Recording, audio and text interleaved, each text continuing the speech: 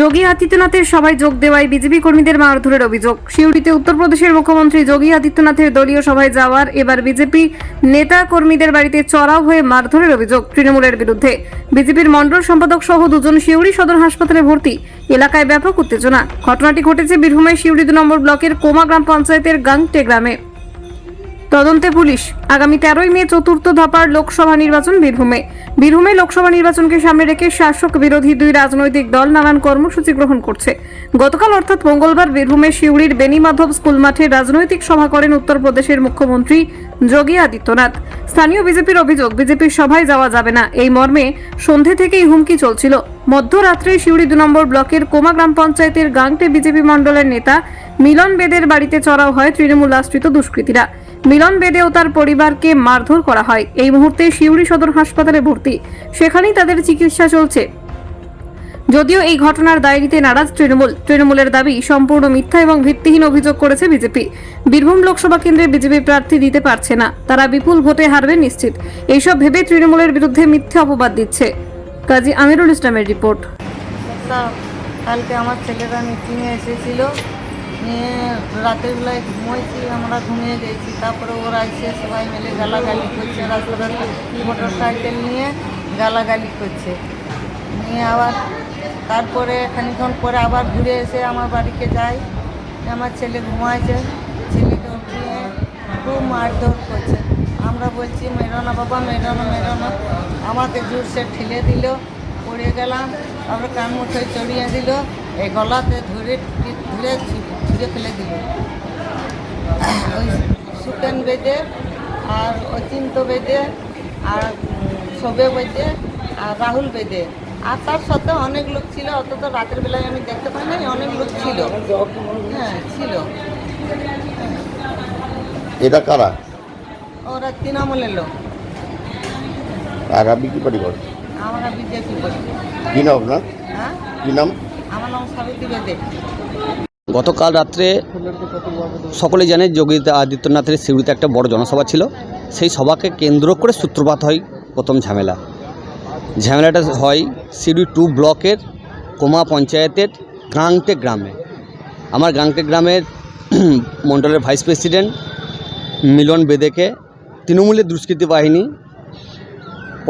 তৃণমূলের পঞ্চায়েত সভাপতি বলরাম বাগদির নেতৃত্বে এবং তৃণমূলের গাংটে বুথের বুথ সভাপতি সুখেন বেদে রাত 1:15 নাগাদ জোনা 15-20কে নিয়ে মিলন বেদের বাড়িতে চড়াও হয়। তার স্ত্রী এবং তার বাবা মিলনকে প্রচণ্ড পরিমাণে মারধর করে। এই মুহূর্তে মিলনের মা এবং মিলনের বাবা হসপিটালাইজে হয়ে আছে। না, সিউড়ি 2 ব্লকে বিজেপি করা যাবে না, এটাই হচ্ছে কারণ আগেই বললাম আপনাকে, কিছু লোক এসেছিল যোগী আদিত্যনাথের জনসভাতে। সেটা হচ্ছে প্রত্যেকেই তৃণমূলের দুষ্কৃতী। তারা মদ্যপ কর্মী প্রত্যেককে মারধর করে এবং সন্ধ্যেবেলা থেকে থ্রেট হুমকি দেয়।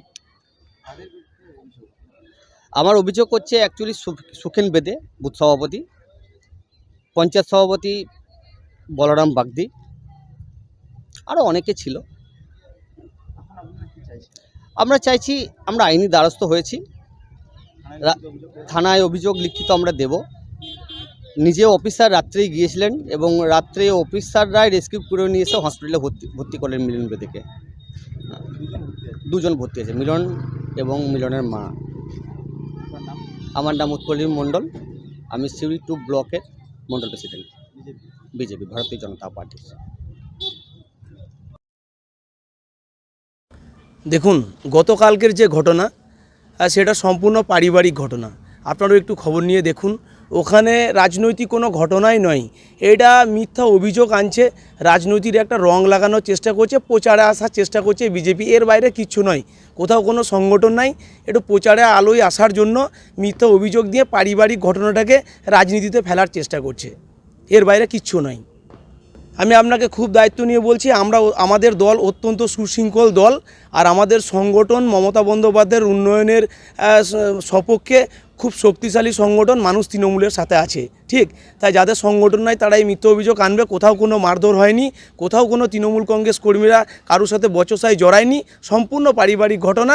এই ঘটনাকে কেন্দ্র করে রাজনৈতিক রং লাগানোর চেষ্টা হচ্ছে, এর বাইরে কিচ্ছু নয়। আমি প্রত্যেকটা মুহূর্তে খবর রাখছি এবং আমরা নির্দেশ দিই যে হ্যাঁ, এলাকা যাতে শান্তিপূর্ণ থাকে, আর আমাদের এলাকা এমনিতেই শান্তিপূর্ণ। আপনি প্রিভিয়াস রেকর্ড যদি চেক করেন, কোমাঞ্চলে এই ধরনের ঘটনা কখনো ঘটেনি, আগামী দিনেও ঘটবে না। অবাধ এবং সুষ্ঠুভাবে নির্বাচন হবে।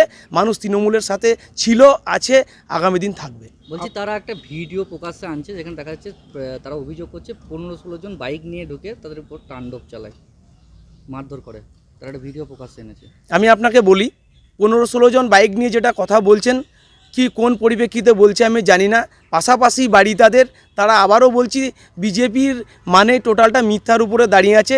বিজেপির কর্মীরা সেই মিথ্যাটাকে আশ্রয় করেই চলে, এই হচ্ছে ওদের ঘটনা, এর বাইরে ওদের কিছু নাই।